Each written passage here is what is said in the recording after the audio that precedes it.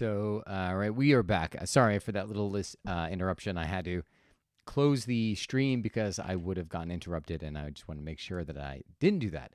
So, hi guys, my name is Donnie Rouse, and you are listening to the podcast One Life, Drifting Home.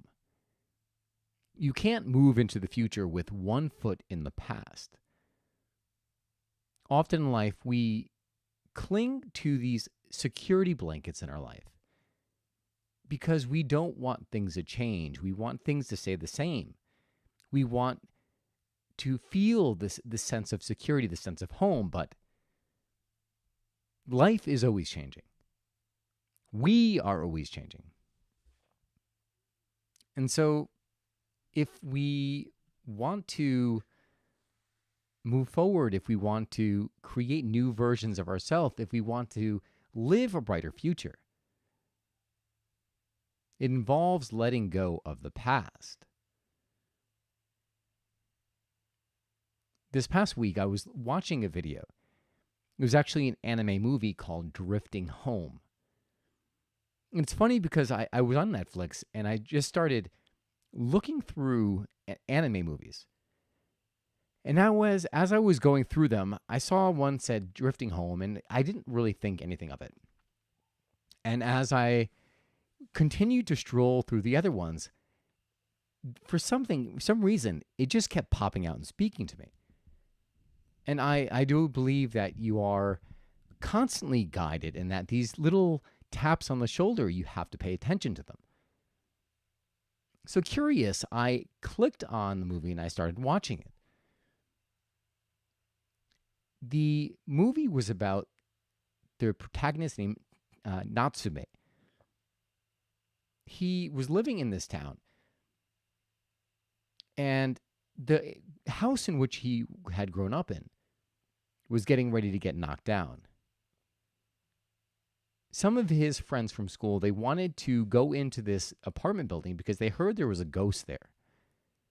They heard there was like this kid who would wander around, and they wanted to go check it out to see what exactly was going on. When he went to this building, he found one of his good friends, a friend that he lived in this apartment building with prior. And in that movie, all of a sudden, all of these memories, we got the backstory of all the experiences they had when they were there. One of the biggest experiences was Natsume's grandfather, who was like a father to his friend because her parents were divorced. And she only had her mom, and she would often go to Natsume's house because she felt like his grandfather was a father to her.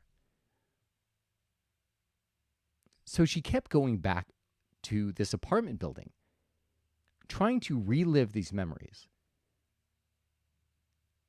All of a sudden, this downpour of rain happens, and all of a sudden you find that this apartment building is now floating in the water.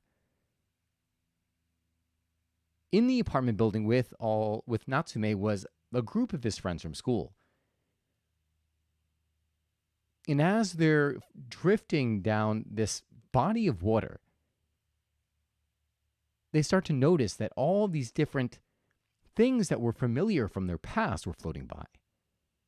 Like a gym, a pool, an amusement park. And they were trying to comprehend what exactly was going on.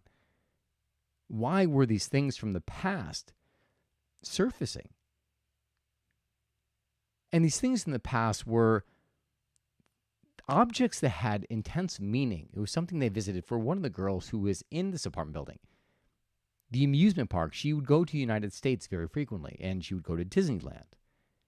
So she recognized the Ferris wheel as one that she had frequented as a child. Well, she was a child, but one that she had frequented, and it had a very, very special memory to her. Long story short, the ghost child that was in this apartment building ended up being the apartment building itself. He was kind of like a transfiguration of the building. As the building started to crumble, so did this child, like to the point where one of his foot was chopped off, and it was just like a piece of iron, like the concrete, how the steel or iron beams go into the concrete to fortify it. And like his foot was that, just to kind of give you a little bit of a visual. And he wanted them to go on and to move forward, to move on with their lives. But they were still grasping onto him. They were still grasping onto this place that they grew up in.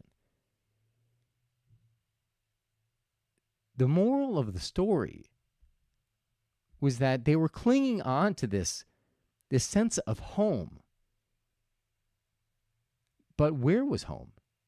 Right? Home was inside them. Home were the memories that they had created. It wasn't this physical place. When I finished the movie, I thought about my own life. And I thought about whenever I'm traveling and I would meet people, one of the things that I would hate the most was saying bye. I could spend an entire day with someone scurrying around a city having experiences. And then all of a sudden you realize that this person is about to leave and you may never see them again. So it was always this awkward goodbye for me because like I didn't want it to end. I didn't want it to be like, oh, I'm never going to see you again. So I would just feel really awkward. I'd go to like maybe give them a hug or whatever it is. And it was just this discomforting feeling. I had the fear of letting go. Something similar when I would go to Rome, Italy. So I've been to Rome, Italy, I think now it's 17 times. I can't believe it's been 17 times. And after this last trip, I realized that I actually have a new favorite city in Italy. It is Palermo. But why did I go to Rome so many times? I was trying to relive an experience. I was trying to have the same feelings that I did when I was back there in 2006. When I had met one of my best friends, my friend Lucas. I spent 3 months there, and they were 3 of the best months in my life. Every year, I would go back to the same city. Whenever I was traveling in Europe, I would use Rome as like the stop to then connect to wherever I was going. And when I would go back there, I would sometimes frequent the same places that I used to go after taking linguistics courses, the same cafe to get a grapefruit juice or a coffee. And I found no matter how hard I tried, I could never relive those experiences. It would never give me that juice that they once did. It makes sense, right? Because I was trying to compare it to this memory I had. But time moved on, right? Like, I've changed. My friend Lucas changed. What we had in common were these memories that we shared during our time in Rome. And looking at this made me realize that it's so easy to get comfortable and to stay in a place that's not necessarily serving you. I looked at my home environment. If you are one of my close friends, or if you listen to this podcast, you would have heard me at various times mention my desire to move. And that desire to move was looking for a change, feeling that something wasn't suiting me anymore. But the thing that was preventing me from moving forward, or what was maybe holding me back in a way, was the feeling or the thought that I was going to be leaving my family behind, leaving all these things behind. I was afraid to let go and to start a new chapter in my life. When the truth was that I can never go back to the way things were. And in trying to do that, the only thing that I'm stunting is my own growth. How often do you do that? Or are you doing that in your own life?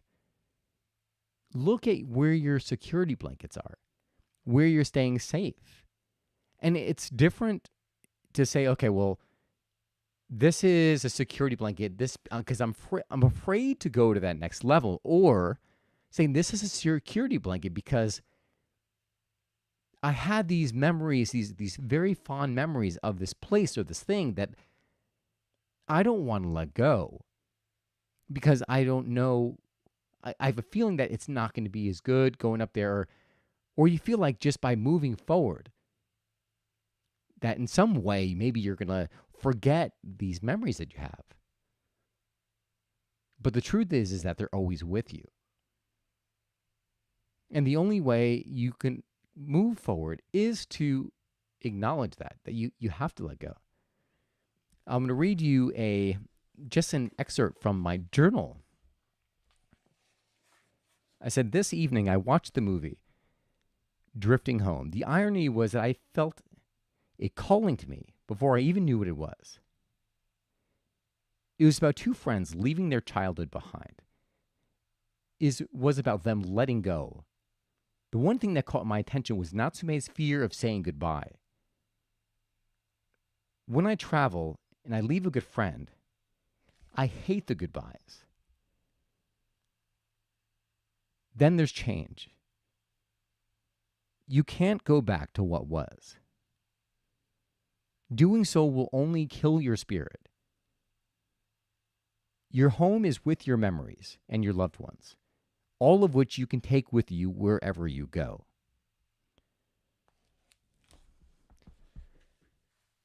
So, where do you want to go?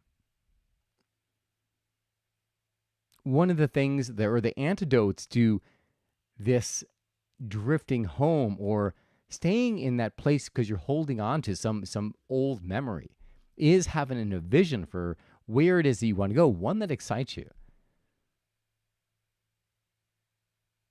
Because when you look at the two things, it helps tip the scale.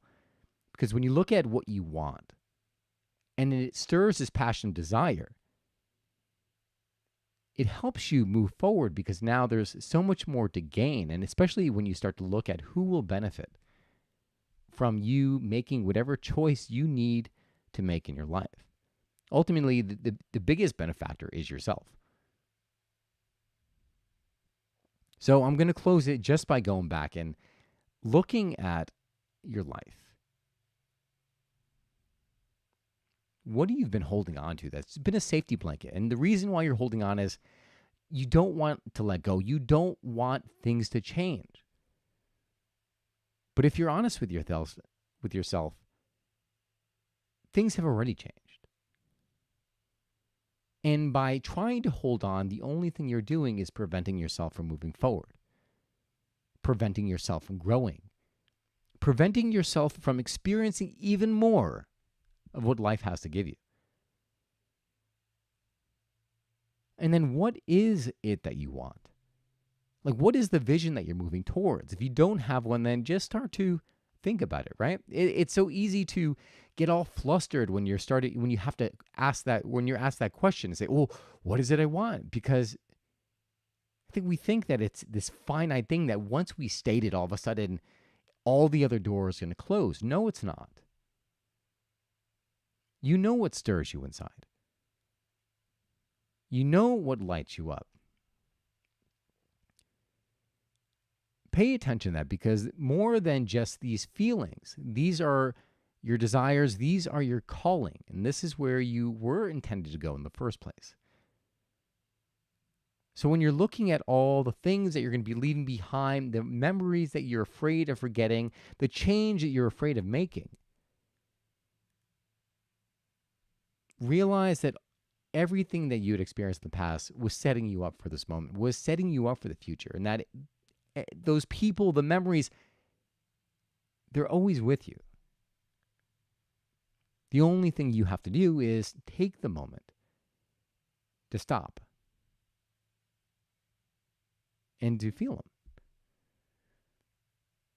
I hope you enjoyed this podcast. If you did, please give it a thumbs up, subscribe, If you'd like to ask a question or comment, you can do so by visiting my website at www.donnyraus.com, DonnyRaus.com. The movie was Drifting Home. I highly recommend it. It's one of the coming-of-age genres in Japanese anime, and I highly recommend it because I thought it was life-changing. Maybe you will think the same. Thank you guys so much for tuning in. Remember, you only get one life. One life. Live it. You deserve to live a life you love. God bless, and I will see you again soon.